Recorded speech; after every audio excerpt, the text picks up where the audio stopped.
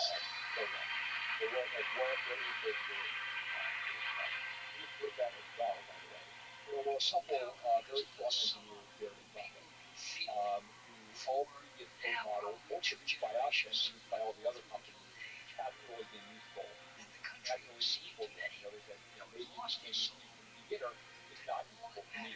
But Sonnet 3.5, the original one, for the first time, they said, oh my God, this is all small redacted space of time. So again, the waterline right, and then I think the new Sonic has been even better.